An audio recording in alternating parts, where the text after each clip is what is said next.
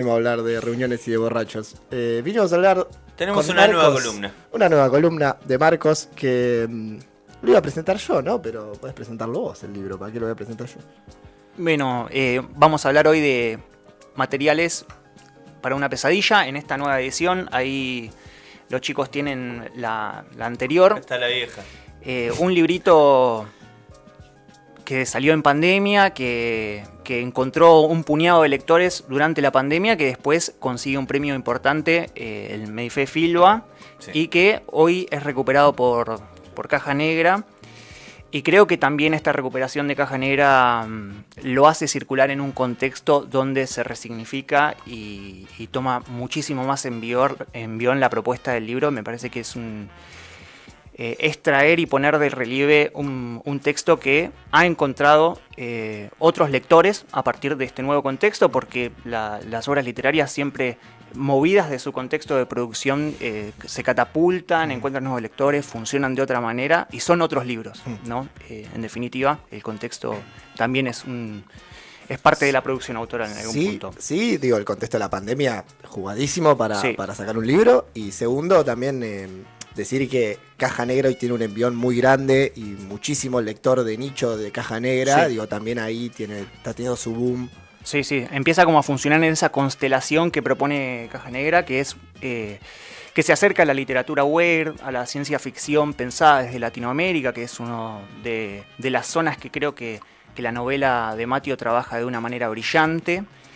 Es una novela hojaldrada porque tiene como múltiples dimensiones, es una novela espesa.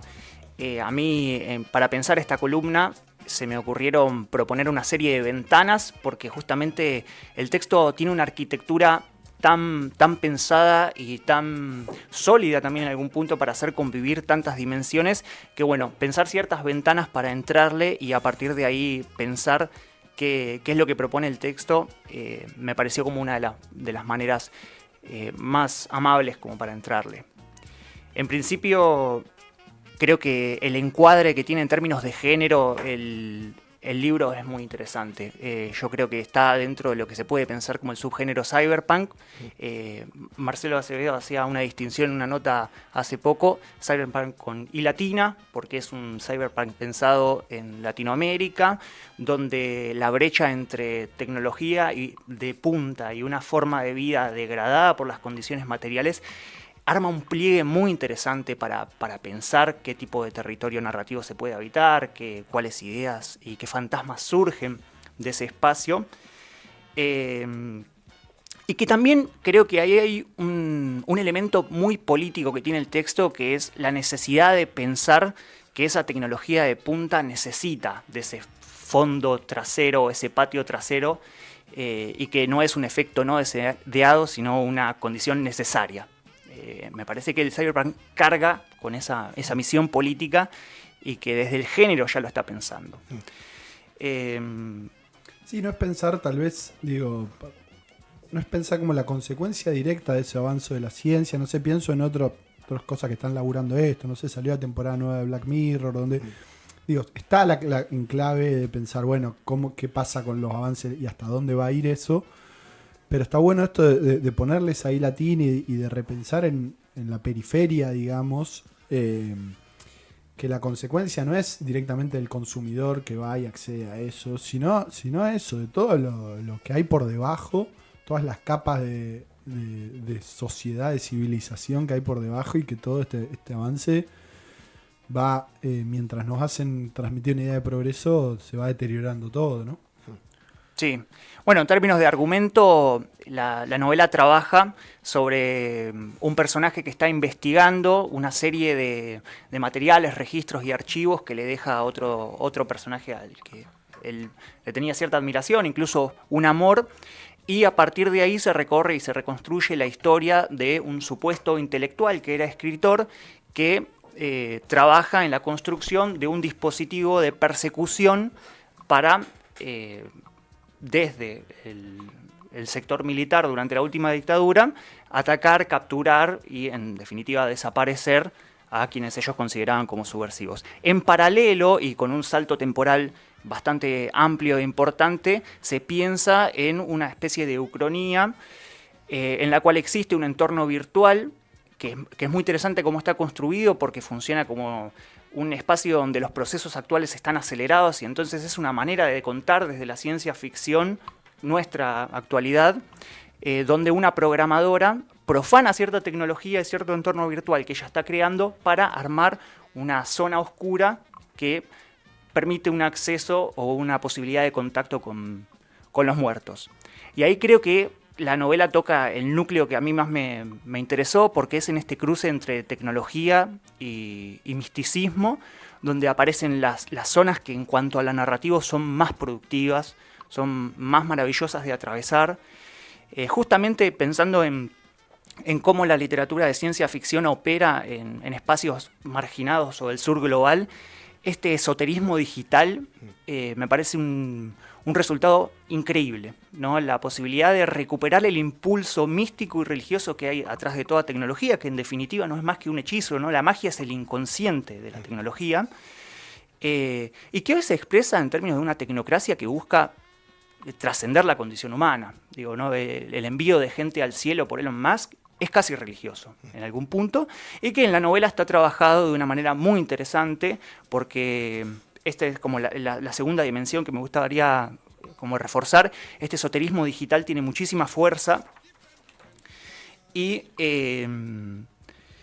también toca una fibra importantísima para pensar lo siniestro, y que es que, digamos, nuestra relación con la muerte es casi la misma a lo largo de milenios y milenios, y únicamente cambian los medios a partir de los cuales nos relacionamos a él y con ella, y hoy la tecnología juega en ese sentido un rol preponderante, ¿no? Incluso superando la idea de muerte.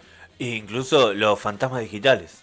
Los fantasmas digitales el video de María Cash caminando por última vez en la ruta antes de desaparecer es un fantasma digital tremendo. Pienso en el video de Ángeles Rawson caminando por la vereda antes que la maten. Digo, son fantasmas digitales que quedan perpetuamente ahí. Y ahí hay una regeneración de la muerte, una nueva idea de la muerte, un nuevo contacto con la muerte. Inclusive el WhatsApp. Se te muere alguien cercano y vos te quedan las conversaciones de WhatsApp. El audio, ¿no? Donde te habla en presente. Es una voz hablando en presente. Es un fantasma virtual zarpadísimo. Sí. Eso es impresionante, y está a lo largo de la literatura aparecen ecos, ¿no? de esa relación entre tecnología y muerte. Hay un capítulo de las novelas de Proust donde él levanta el teléfono, habla con la abuela y dice: hablé con un muerto, ¿no? Porque es mismo la deformación que sufre la voz lo que le da cierto tono de ultratumba y lo que lo maravilla. Y después, a mí hay esto ya me toca en un plano personal y político, que es una novela absolutamente benjaminiana, ¿no? Porque si hablamos de relaciones entre tecnología, sociedad, y hablamos de redención mística y de relación con la muerte y con el pasado, Walter Benjamin aparece como una figura ineludible. Uno de los epígrafes que dan pie al texto es de Benjamin. Y también, al ser una novela fischeriana, porque se piensa en la jauntología, que es esta corriente que trata de pensar los ecos del pasado en el presente, también es una invitación para pensar a Benjamin como el primer jauntólogo, ¿no? Un tipo que cree que en la redención de los muertos vencidos existe la posibilidad de la revolución futura, que politiza cierto elemento esotérico, y que por otro lado, Matthew acá hace una operación que me parece maravillosa, que es la operación de montaje, y consuma ese proyecto benjaminiano de pensar un libro a partir del montaje de citas. Solamente citas que aparecen con una fuerza súper interesante dentro del texto, que recopilan desde diversas zonas de archivo frases que van contribuyendo al sentido del texto, que son desde obras cúlmine que piensan relaciones entre tecnología y muerte, hasta manuales de los militares para pensar operaciones psicológicas. Todas esas citas aparecen de manera fragmentaria y construyen un sentido que me resulta también súper potente. Sí, no lo tengo tan presente ahora, no lo recuerdo, pero esos materiales están, digo, el subtítulo, digamos, de los capítulos que aparecen son materiales, se llama así básicamente. Está bien. Sí, la idea de montaje es muy fuerte, la idea de profanar materiales y de armar algo a partir de eso también. Y en ese sentido, y pensando en ese laburo de archivo, aparece otra ventana, que es la de pensar a materiales para una pesadilla como una novela de memoria y de lenguaje, una novela sobre memoria y lenguaje. La relación entre lenguaje y memoria es hiper fructífera. Y también me parece que el enfoque particular que aporta el texto es pensar al lenguaje como tecnología. Y en su cualidad más mística en relación a su carácter de tecnología, es decir, como una forma de animismo. Uno invoca cuando lee, uno lee palabra y la mente hace algo que es traer una imagen que no estaba. Ya la idea de tecnología y de magia está en el propio hecho de pensar al lenguaje cruzando esos dos elementos. Sí, y se retroalimenta también el sentido de que la tecnología y los comienzos de la tecnología, el lenguaje tecnológico funciona así. Digo, uno, para que aparezca una imagen, para que aparezca una representación de lo que vos querés, tenés que construir un código que se arma en base a palabras, en base a letras, y esas letras terminan construyendo un lenguaje, que es el lenguaje de la tecnología de la computación, que luego de eso construye la imagen. Digo, quizá hay un proceso inverso a la creación de la lengua y del lenguaje, que es la imagen primero y uno crea el lenguaje. Una decodificación. Exactamente, la tecnología al revés. Quizás es la imagen que decodifica lo que vos le escribís. Sí, digo, eso es maravilloso de un texto que es de ficción. Por eso para mí se encuadra también dentro de lo que puede pensarse como teoría ficción, porque es una narración de orden de ciencia ficción que está pensando todo el tiempo ensayando formas de reflexionar acerca de estos temas. Y propone incluso, uno atraviesa el texto y se va encontrando con distintas vertientes de la filosofía del lenguaje que van desde la virósica de Burroughs, de pensar que el lenguaje es un virus, pasando por el Kotodama japonés, que ya mezcla el misticismo y la posibilidad de invocar una fuerza espiritual a partir de la palabra, o cosas más clásicas de la filosofía del lenguaje como Wittgenstein. Y por otro lado, si hablamos de lenguaje y hablamos de dictadura, inevitablemente entramos en el terreno de la memoria, y acá creo que es donde dialoga de una manera muy particular con el contexto, un contexto negacionista y un contexto que a partir también de las comunicaciones oficiales, de la gestión, está pensando en la idea de memoria completa como si eso fuera acaso posible. Porque lo que el texto y lo que la novela de Mateo no se cansa de recalcar es que una memoria implica un olvido, y que esto que nos tratan de proponer o invitar a construir como una memoria completa es una memoria de clase, más con sus olvidos y omisiones, tal como la que intentamos construir desde otro lugar. Inclusive eso, perdón, suena en un terreno de haberlo visto antes. Digo, es una novela que Juan creo que está como 5 años escribiéndola, la publica en 2021. Entonces todo a él le vuelve en su experiencia cosas de materiales que empiezan a suceder, pero que no habían sucedido al momento de escribirlas. Y que vuelven, le funciona también medio como un fantasma. Retroactivamente, sí.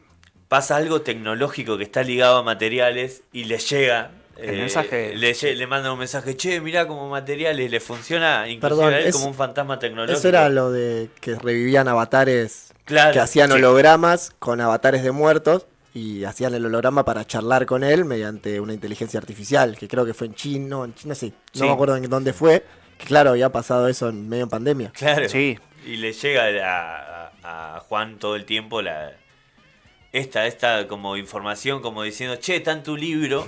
Y Juan dice, sí, pero hay algo que yo imaginé como una distopía. Sí. ¿No? Bueno, igual es muchas veces el recorrido de la ciencia ficción, eso digo. Sí. Lo de pensar que generalmente la ciencia ficción tiene algo que piensa muchos años después, algo que termina pasando muchos años antes de lo que uno lo piensa. Quizá eso va... Yo creo que el devenir de la historia en la literatura y en el cine va a empezar a cambiar, porque uno se está dando cuenta que cada vez eso que antes pensaba a 100 años, a 200 años, te pasan 20. Sí, yo creo que la fuerza que tiene en ese sentido es una discusión de género, ¿no? En términos de ciencia ficción, como un mecanismo o un dispositivo anticipatorio de lo real que suele suceder. A mí me parece que es un registro, la ciencia ficción, que permite hablar del presente a partir de la radicalización de sus tendencias. Entonces, yo creo que quien escribe ciencia ficción y quien tiene un ojo súper afilado como Mateo, que es un tipo que estudia la literatura weird y estudia, o sea, piensa en las sociedades futuras a través del ingreso de la tecnología desde un lugar que no es solo la literatura, o sea, tuvo el ojo y la investigación necesaria como para detectar determinadas tendencias, hiperbolizarlas mediante un tropo literario y hablar del presente desde ese lugar. Yo creo que la ciencia ficción trata de no hablar del futuro, sino siempre del presente, pero haciendo esa operación que es la manera en que para construir una verosimilitud siempre se arroja hacia el futuro, ¿no? Sí, y es también esto que le gusta citar mucho a Juan, digo, esta cita que propone, bueno, la ciencia ficción no se trata de inventar el automóvil, sino de imaginar el embotellamiento, digamos, ¿no? O sea, podemos imaginar que va a haber aplicaciones que hagan que las personas puedan dialogar con los muertos en base a su base de datos de audios y videos. Está bien, digo, es lógico que se lo traigan eso, pero es fácil de construir. El tema, claro, lo interesante se pone cuando uno empieza a jugar a decir, bueno, ¿y qué mundo va a construir eso, digamos? Y después sí, o sea, es un libro que habla del presente, ¿no? Y si bien eso construye herramientas del futuro, no deja de hablar de cómo funciona el lenguaje todo el tiempo alrededor nuestro, con las pantallas, con los teléfonos, con un montón de herramientas que operan todo el tiempo, y que la novela habla de eso. Bueno, ahí yo creo que hay algo que es cómo está operando el realismo hoy en la literatura y cómo está operando el género. Sí. Digo, es casi imposible de contar con materiales del realismo la realidad tal cual la vivimos. Sí. Es casi imposible. Entonces creo que la ciencia ficción está siendo utilizada para contar el presente, porque no hay otra forma de contarlo, es muy difícil. Sí, hay una parte o ciertas zonas del texto donde eso aparece de una manera tremenda, que es que todo está mediatizado por el mercado. Incluso y también vuelve Benjamin ahí. Y la preocupación de Benjamin en ese París del siglo, del comienzo del siglo, es decir, esta es una ciudad pensada para consumir. Y él dice, bueno, acá muere el flaneuro, el tipo que únicamente camina porque es todo consumo, y el entorno virtual que piensa Mateo es un lugar donde no se puede estar sin consumir. Sí. Y donde incluso este vínculo tan primitivo y ancestral y de orden casi religioso y sacro, que es el contacto con los muertos, no deja de ser mercantilizado mediante ciertas fuerzas que operan a nivel empresarial dentro del texto como para poder rentabilizar esa tecnología. Eso me parece fantástico y creo que va en línea con lo que planteaba Juan, una manera de cómo la ciencia ficción, cómo la literatura web, cómo el género que está por fuera del realismo supera cierto agotamiento del realismo para dar cuenta de unas transformaciones que son absolutamente aceleradas y que hace no demasiado podían pensarse como apocalípticas y que hoy son cotidianas, ¿no? en el orden normal. Y después creo que hay una zona fantástica en la novela que a veces queda solapada por la fuerza que tienen los otros elementos, que es pensar en la trayectoria y la idea del intelectual de derecha, que me parece fantástico porque uno suele hacer la asociación de, bueno, el intelectual militante comprometido con la revolución, y hoy más que nunca estos think tanks de derecha tienen sus propios intelectuales, y a lo largo de la historia los ha habido. Carl Schmitt, desde la filosofía política en la Alemania nazi, Heidegger justificando filosóficamente el genocidio, y también la relación entre tecnología intelectual y guerra o procesos históricos. Desde Turing, pensando en la inteligencia artificial primitiva para decodificar códigos enemigos, hasta Oppenheimer, ¿no? Eso me parece que rescatar la figura de Schemand, que es este intelectual de derecha, es un juego y es una manera de ver hasta qué punto las condiciones políticas son incidentes de forma absoluta con el desarrollo tecnológico. Y es también una manera de memoria, ya que la novela de memoria, porque queda en el imaginario popular por ahí los intelectuales de izquierda históricos argentinos, Walsh, Urondo, Westergel, digo, todas esas figuras, Gleiser, y no se piensa en que hubo una derecha y hubo intelectuales de derecha como Borges, Vargas Llosa, que se acaba de dejar. Claro. Por suerte. No, pero sí, esa idea de bajar un poco a la idea del intelectual, del lugar comprometido y eso, y decir que existieron estos otros también, que si uno hacía un revisionismo histórico, Lovecraft, Faulkner, han sido todos conservadores, por lo menos. Sí, clasistas por lo menos. Es pensar la distinción entre quien ideológicamente iba por esos carriles, digamos, a tal vez la figura que aparece en el libro, y que es el que está pensando estrategias y cómo usar herramientas para dar esa disputa y esa batalla, digamos, que ahí es como mucho más denso. Sí, yo me quedaba con esto que decías de la lógica del consumo en el libro también, que es que que claramente deriva en una angustia tremenda y hasta en el propio personaje, digo, de la que inventa todo este sistema. Haruka. Claro, digo, es un personaje que ha creado un monstruo, digamos, ahí, y que también tiene una deriva súper angustiosa por momentos del libro, que es muy, muy potente, digamos. Y después, como para sumar me parece está buenísimo esto que hace Marcos de ir pensando en capas del libro. Yo sumo una más que también me gustó, que es una más hasta personal del personaje, digamos, más humana y más de los vínculos que construye. Digo, el libro empieza con alguien que está perdiendo a un ser con el que tiene un vínculo estrecho, cercano, que asume esto como una especie de herencia y de algo que le quedó de esta persona y que atraviesa un duelo a la par, digamos, ¿no? Entonces tenemos todo este libro y a la vez tenemos un tipo que va y se toma unas cervezas con alguien que le cuenta una historia y que lo que hace es también de alguna manera rendirle homenaje a esa persona. Entonces, como para sumar una más que sigue potenciando este libro, ¿no? Sí, esa parte, ese personaje que es un poco el que va focalizando la historia es muy interesante.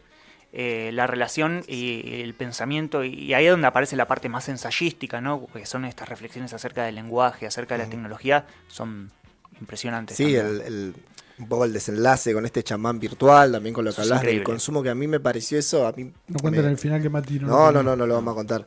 O sí. Esta suerte de dispositivos. Sí, y ahí había un espacio generado dentro de la virtualidad. Vos hablaste del esoterismo y eso, digo, era retrotraer esto que es totalmente primitivo a una nueva tecnología que sigue tomando esos elementos como una manera de comunicar a los muertos, sigue siendo la misma. El mismo impulso. Exactamente, que hace miles de años.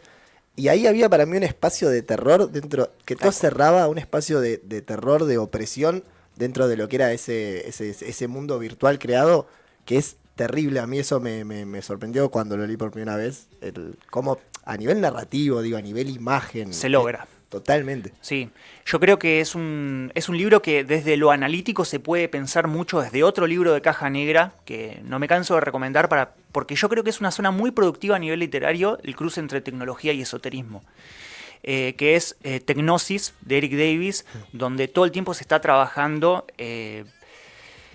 esta convicción que tenemos como seres racionales de que la tecnología está depurada de toda fuerza mística, y el chabón analiza exactamente lo contrario. Dice, detrás de toda tecnología, o sea, toda tecnología es un hechizo de cierta manera, y el fin de toda tecnología es trascender la muerte, que es el límite natural de la vida. Es un libro maravilloso, y con respecto al terror que se genera ahí, pienso también en un texto increíble para pensar el terror que es de Freud, que se llama Lo Siniestro.